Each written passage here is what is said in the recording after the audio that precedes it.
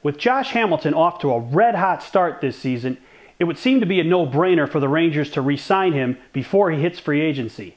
But Hamilton's history of substance abuse issues definitely make this a will they or won't they proposition for the Rangers. Hey everybody, it's Paulie. Welcome back to This Week in Red, where we're talking all things Red Sox in Major League Baseball.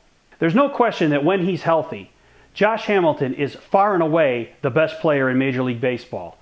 And if you didn't know that already, a 4-home run game earlier this season probably put its final stamp of approval on that notion. Hamilton is a guy who pretty much arrived at the All-Star game at Yankee Stadium a few years ago when he put on a show in the Home Run Derby. And anybody that didn't know Josh Hamilton was a superstar player knew it from that day on. And now Hamilton's coming up at the end of this season as a free agent. And the question for the Rangers is, do they re-sign him or do they let him walk in free agency? And from an on-the-field standpoint, there's no question that the Rangers have to re-sign this guy.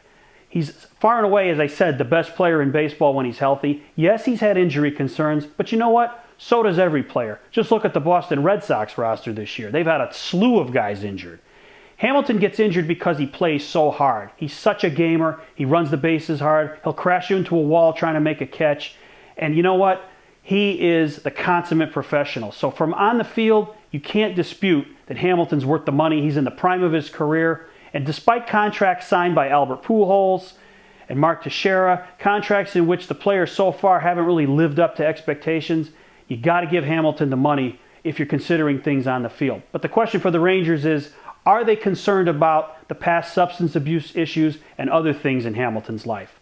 I think the Rangers, if they're looking at this and the things that I've read in the Texas newspapers, they're fairly confident that their inner staff can keep things on an even track for Hamilton as they have so far. Yes, he's had a couple of relapses in his time in Texas, but for the most part, he's been a model citizen, and he's been very sorry for the relapses that he's had with the illness that he's had. So if you're the Rangers, what might seem like a no-brainer, you have to proceed with caution, but I think you got to sign him because I think if you let Hamilton get away, your fan base is going to explode, and they're going to be very unhappy, and you have to take that into consideration because of all things, baseball, despite the fact it's a game, is also a business, and the Rangers have to be mindful of that.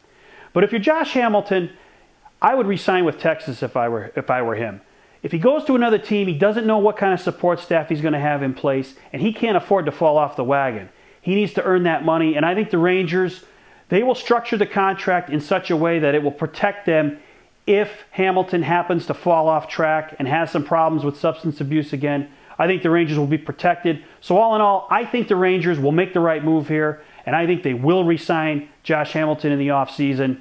Off-field issues to the side. But for you guys, if you were Texas Rangers management, what would you do in this situation? Thanks for watching. Don't forget to subscribe and tell all your friends about This Week in Red.